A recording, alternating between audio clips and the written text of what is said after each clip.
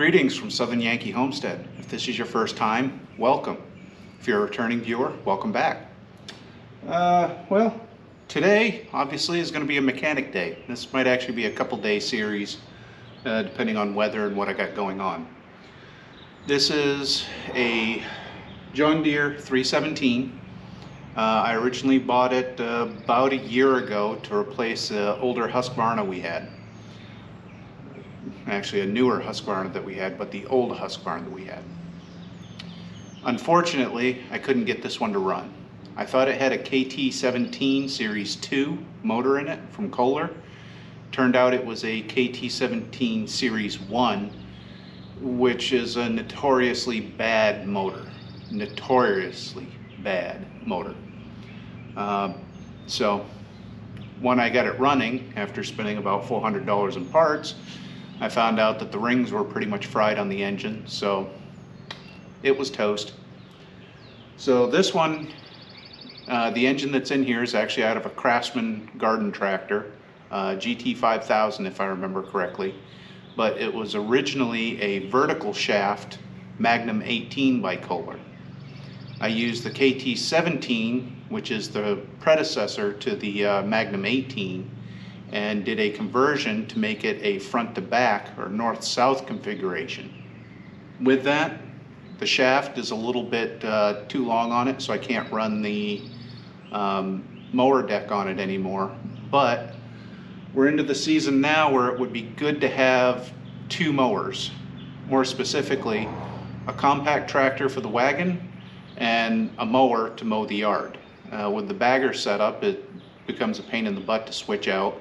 And realistically, this old hunk of iron has a much better towing capacity and is much more comfortable towing than the Husqvarna.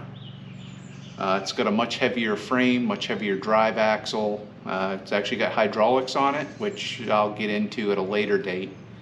I do have the front plow, the mower deck, a rototiller for it, as well as have a sleeve hitch with several implements. So it could be very useful if we didn't have the Kubota.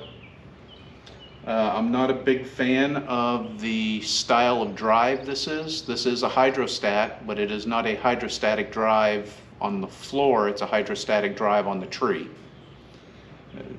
Basically referring to the old Fords with the 3 on the tree. Well, this has a handle that you adjust your forward and backwards, and you basically adjust it, set it, and then you need 2 hands to steer. And you know, it's got braking axles, except the brakes on the axles have been removed, and the brake replacements are frickin' expensive. So the issue we're having with it today, it won't start. Part of the reason it won't start is because in my rush to get the engine in, I didn't Loctite things. So the starter motor is, for a lack of better words, falling out of it. Oops. So I need to tighten the bolts down on the starter motor so that it can start. And the other thing we need to do is, I believe it caught a piece of, when I was swapping it out, I think there was a screw or something down in there I didn't know about that got caught and took out one of the coil packs. And that leads to why the starter rattled loose, and every other screw on this thing is rattling loose. It's got a very, very rough idle. It smooths out when you get going, but the initial run, it vibrates like a frickin' paint shaker. So we're gonna tear into it, see if we can fix it. We're gonna be able to fix it. I have faith. In the last month, we've had a lot of change in our viewer count, our subscribers. So if you're a first-time subscriber, every Monday, Wednesday, and Friday, we post videos up. It's not always going to be homestead related, as you can probably tell, but we'll still be posting up videos as long as I'm not working. There is a possibility still that I might have a job, don't need it, might do it anyways. So Mondays, Wednesdays, and Fridays we drop a new video at noon.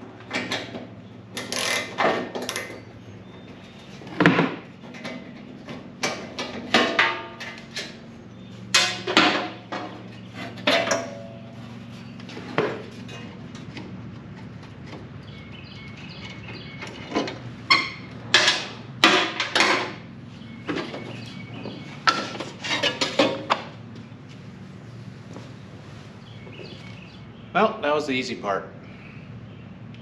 Now comes the hard part. I got to pull the engine out to fix the starter.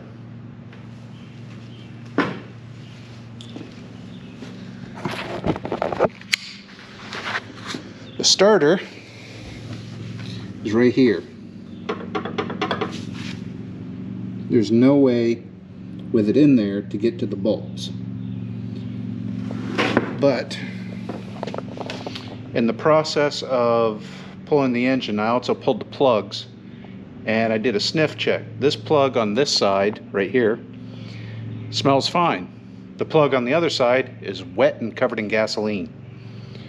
So that means I gotta get at the back, because normally this is the back of the engine over here, but this is the back as it goes. There's a drive shaft that attaches to the main, and under here is where the coils are, or the pickups for the spark plugs. Well, to check the coil to see if there's any damage, I got to get this plate off. To get this plate off, I got to pull the whole motor out. Yay! So that's the first thing we got to do, is drain the gas tank. Hope I didn't put too much fuel in it. Hope I can find a siphon.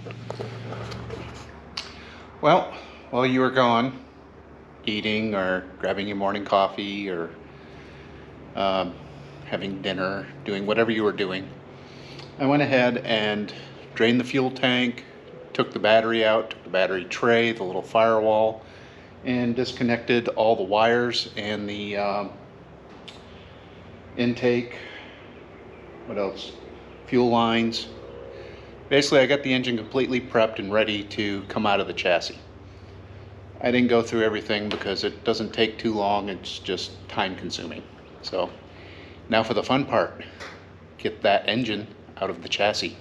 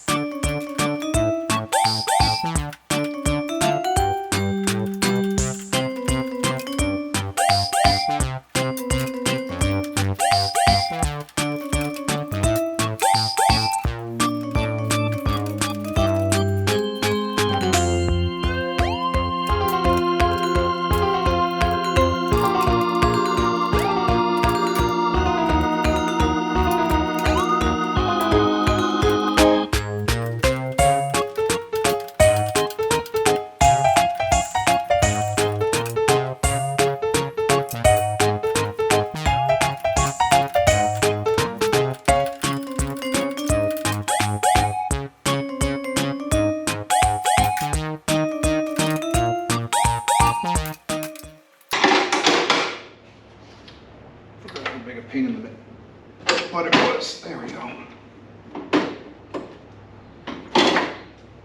Little adapter.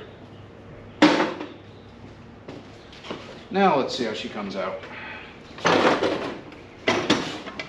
Just like that.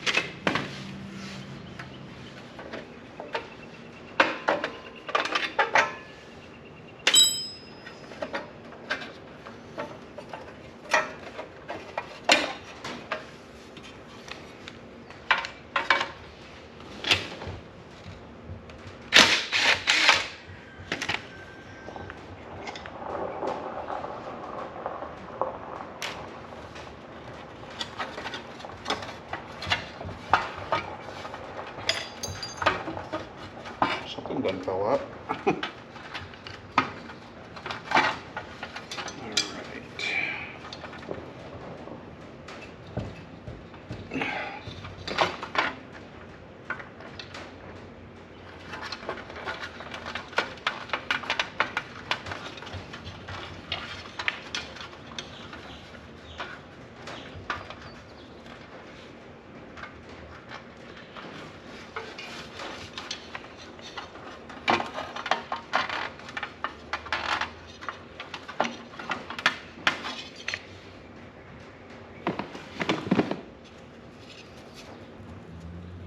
I think we've lost the shielding on this coil.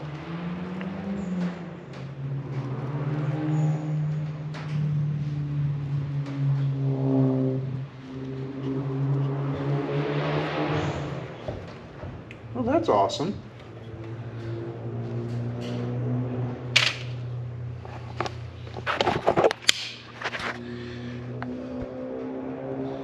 They list the air gap on the coil. That makes things a lot easier.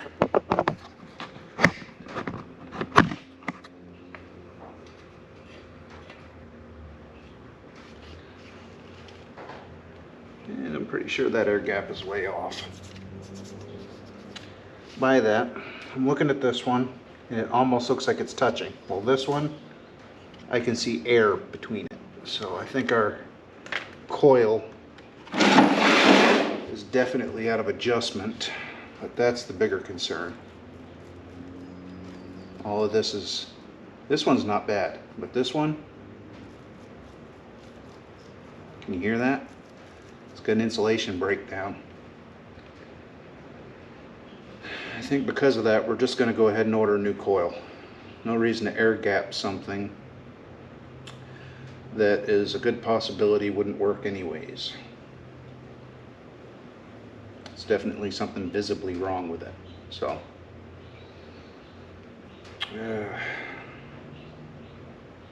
let me see if I can find one locally. Some dirty bastard runs this thing. Alright, I'll be right back. Go ahead and talk while I pull the carb off. Went online. They do have the part. Now, I was able to find a part very close to us. The problem is the price. The new part is about $200 for this coil. If I go with the Oregon brand, it's about $90. Well, I can get the $200 one right now, but the $90 one I can't get before Friday. And I could go on Amazon and order one and have it here Sunday for about $35. This is all US, by the way. So I'm not going to do that just because I am hesitant to spend $35 on a part that I'm not 100% sure is bad, but at least 90% sure is bad.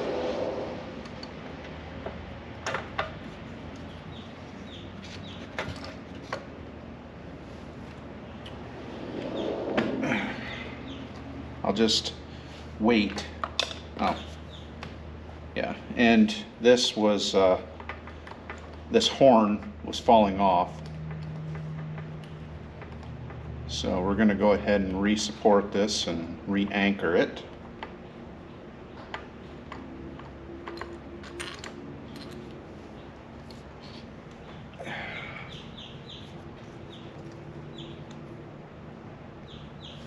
Okay, well, that's a glob of stuff. So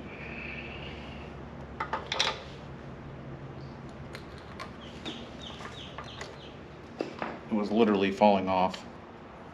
This is a Permalock medium strength.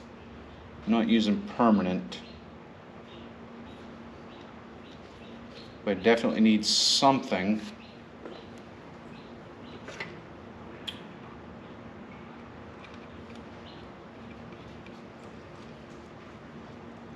Oh, and while I'm talking and thinking, The reason I'm replacing that coil, if I didn't mention it before, is because the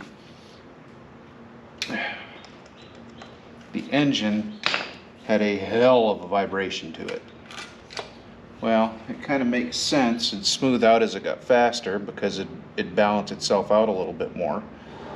But with that spark plug wire being open like it was, or being unshielded as much as it is, that would definitely affect how the engine runs. Basically, if that shielding is broken down as such, then it is potentially degrading the inner coil piece, or the inner conductor.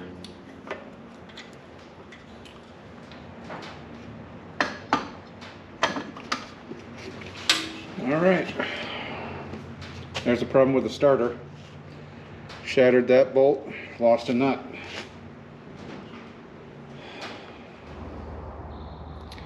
Guess what? We got parts. Guess what else? I had to get boots extra.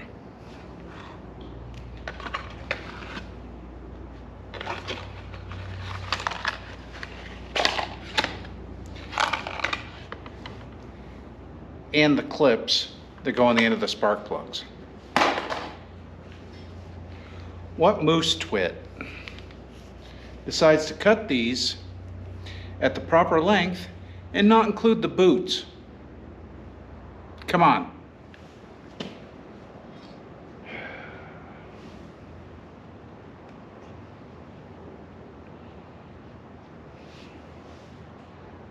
And of course, I've never dealt with this style before. Let me turn you down where you can see it. So, according to what the guy told me, you basically put it on here, then you stab it through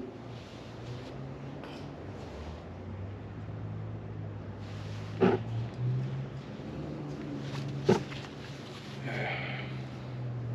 miss automotive style. So you basically put it on here and then stab it right through the center. Get it started.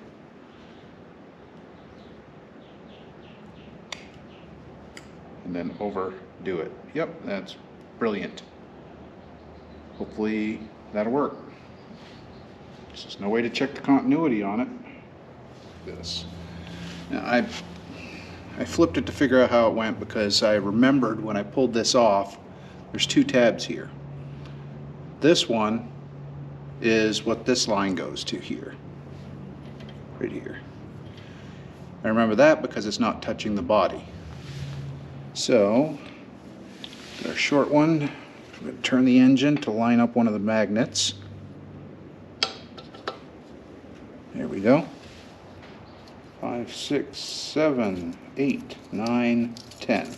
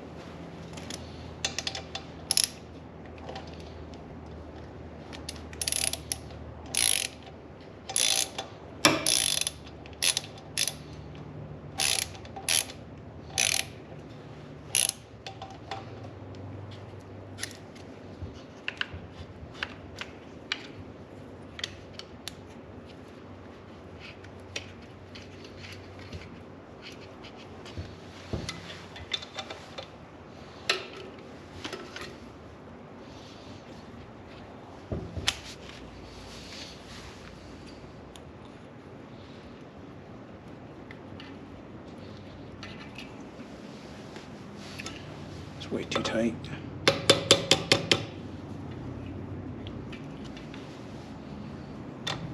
what happens when I tighten it down a little more.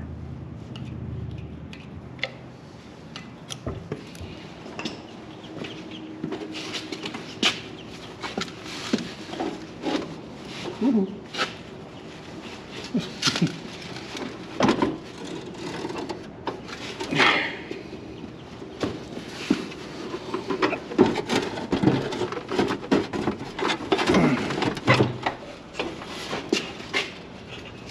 too far.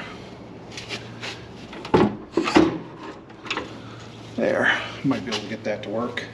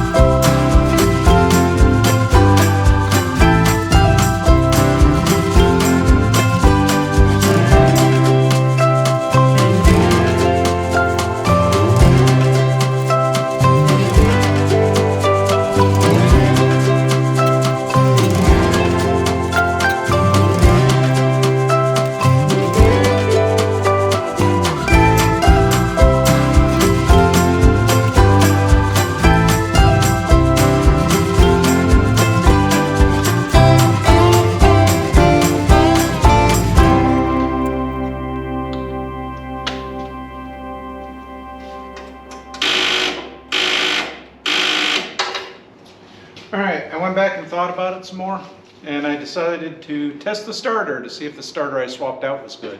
Guess what? Nothing. So, except smoking lead. Anyhow,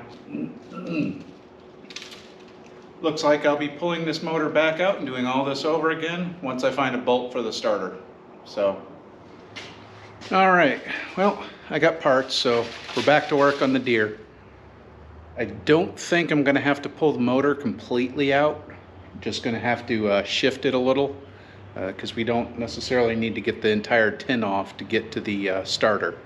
So, wish me luck.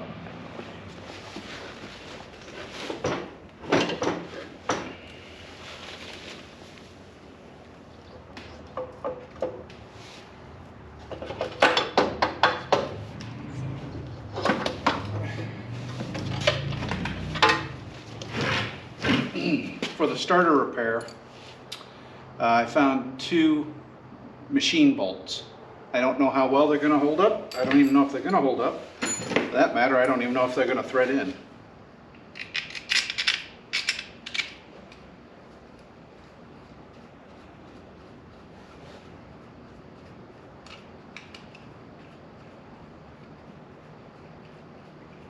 Hey, they're threading in. Let's speed this up a hair.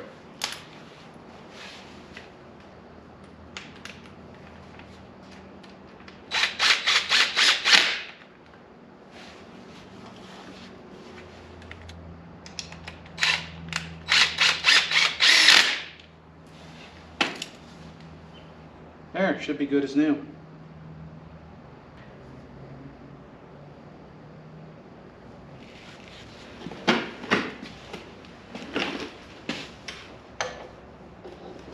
Well, I got her to fire. It took a bit. Basically, the carburetor had lost its prime, or the fuel pump had lost its prime, so I ended up pouring fuel down the throat of the carburetor. Excuse me, just had something to eat.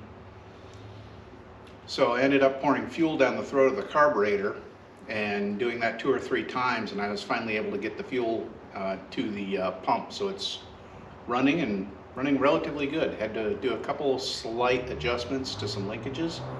Other than that, I think it's time to put this thing back together and get her into work.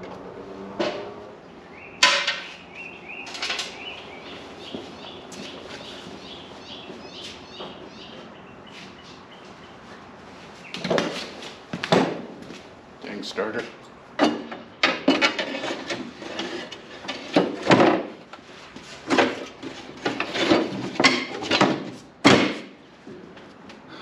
Well, I hope you enjoyed this video. You will be seeing more of this old green tractor in the future. Next video will probably, with this one, will either be it working or me fixing the headlights. The headlights didn't work, and as you can see, the plastic just about falls out. So, hope you enjoyed the video. Please like, share, and subscribe, and we'll see you in the next one. Really? You think I was going to leave without you hearing it go or seeing it run?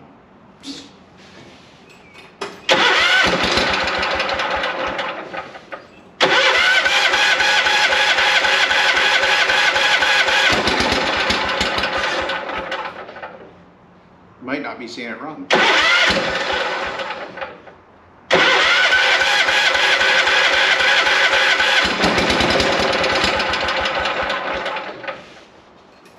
She's cranky.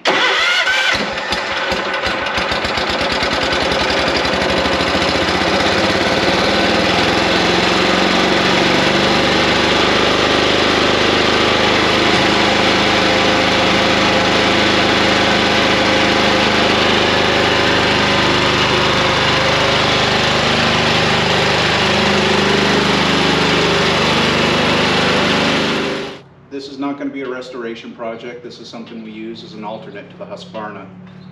Although I do have some attachments I'd like to get up and running and use those a little more often. But this is actually the best this has ran in quite a while. So doing all that work seems to have paid off. But alas, it's time for us to go. Hope you enjoyed the video. Like, share, and subscribe on YouTube, not Facebook. We got a Facebook page also. But like, share, and subscribe, and we'll see you on the next video. Bye.